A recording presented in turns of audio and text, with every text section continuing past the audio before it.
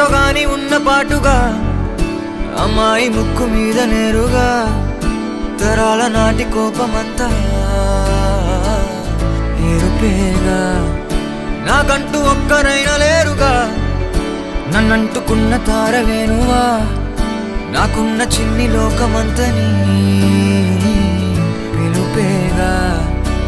తేరిపార చూడసాగే దూరమే